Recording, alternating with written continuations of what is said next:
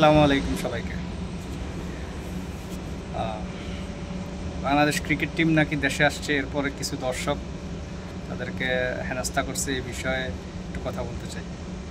তো হেনস্থা যারা করছে, আমি যতটুকু দেখলাম জানলাম, আমার হিসেবে এটা এনাফ হয়নি। ঠিক আছে, এটা কিছুই না হিসেবে। অন্যান্য দেশের মধ্যে যেভাবে প্লেয়ারদের ঘরবাড়ি ভাঙতো, প্লেয়ারদের উপরে হামলা করতো, সেই হিসাবে কিছুই না। বাংলাদেশের দর্শক তো অনেক ভদ্র। এতেই যদি এত আবেগ আবেগ কান্না শুরু হয়ে যায় প্লেয়ারদের, এবং প্লেয়ারদের কিছু পক্ষ নেওয়া চাটুকার সাংবাদিক অনেক সুশীল আছে যারা বলতেছে ঠিক হয় না, ঠিক হয় না। ঠিক হবে না কেন? এটা কি 1-2 দিন প্রথম থেকে শুরু করছে খেলা? 40-45 বছর ধরে খেলতেছে এখানে, এরপরেও যদি আপনি ভালো করে খেলতে না পারেন, ঠিক হবে না কেন? এটা আপনার চাকরি। এটা শুধু খেলা না। শুধু বললে হবে না যে হার জিত আছে, হার জিত আছে। হার জিত থাকবে। 10 ম্যাচে 9 ম্যাচ আপনি হারবেন, 1 ম্যাচ জিতবেন। 10 ম্যাচে 10 ম্যাচ আপনি হারবেন, এটাকে কোনো খেলা বলে না।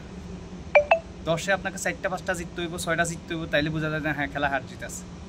আপনি খালি হারবেন হারবেন হারবেন, আর আপনি সব ধরনের সুযোগ সুবিধা ভোগ করবেন, বেনিফিট নেবেন। হ্যাঁ, কোনো কোম্পানি, এটা আপনার চাকরির মতো। আপনারা কিছু হলেই ক্রিকেটাররা বলেন যে এটা আমাদের রুটি রুজি, রুটি রুজি, রুটি রুজি মানে এটা আপনার চাকরি, এটা আপনার পেশা। সো আপনি আপনার চাকরিটা ভালো করে করেন, আপনি আপনার পেশাটা ভালো করে করেন। কোনো কর্পোরেট জবে বা কোনো অফিসিয়াল কোনো সরকারি জবে কেউ যদি তার দায়িত্ব ঠিকমতো পালন না করে, ঠিকমতো কাজ না করে, তাকে রাখবে কেউ? তাকে বেতন দিয়ে দেবে এমনি এমনি? সো এটা শুধু খেলা হিসেবে বিবেচনা করলে হবে না, এটা তাদের চাকরি। তাদেরকে ভালো খেলতে হবে। এনে এনে মায়া কান্নার কোনো জায়গা নেই। খারাপ খেললে এখনও তো শিক্ষা দেওয়া হয়নি, আরও ভালো করে শিক্ষা দেওয়া উচিত আমার হিসেবে। আর যেসব সাংবাদিক এখন তাদের পক্ষে কথা বলতেছেন, সুশীলরা তাদের পক্ষে কথা বলতেছেন, আপনারা তো ভালো খেললে সুনাম করবেন, আর খারাপ খেললে প্রথমে বদনাম করবেন, আর যখন সবাই বদনাম করবে তখন আপনারা আবার ফুল ডিমেরা তাদের পক্ষে চলে যাবেন। আপনাদের তো এগুলো করে খেতে হয় এই জন্য। ঠিক আছে,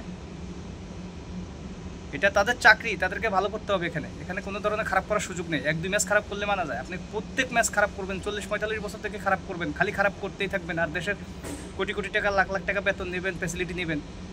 আপনারা খেলতে যান বিভিন্ন দেশে, আসার সময় আপনাদের ট্রলিতে লাগেজ আর লাগেজ, আপনারা শপিং করতে যান, সেখানে ঘুরতে যান, আপনাদের কোনো খেলা নিয়ে কোনো আছে? কোনো দায় আছে আপনাদের? আমার হিসাবে কোনো কিছুই হয় না। এটা এখনও যে পিটাই নাই, রাস্তাঘাটে হেনস্থা করে নাই ভালো করে, সেটা এখনও বাদ আছে।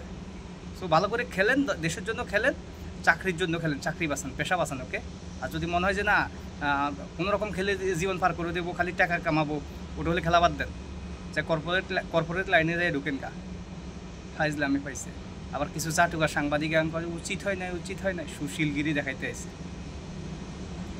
পাকিস্তানি প্লেয়াররা একবার বাইরে কোন দেশে হারার পর, অনেক আগের ঘটনা, এয়ারপোর্টে আসছে, তাদের জনগণ তাদের উপর হামলা করছে। এরপরে এমন প্লেয়ার, আমি নাম বলতে চাই না, সে কিছু একটা টপকায় লাফায় চলে যেতে পড়ে হাত ভেঙে গেছে।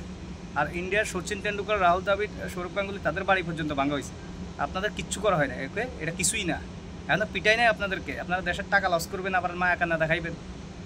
এটা আপনাদের চাকরি, এটাকে আপনারা খেলা হিসাবে নিলে হবে না, এটা আপনাদের পেশা, ভালো করে করতে হবে। কোনো চাকরি, কোনো পেশা কেউ ভালো করে না করলে তাকে সেখানে রাখা হয় না। ঠিক আছে? সবাই ভালো থাকবেন। আল্লাহ হাফেজ।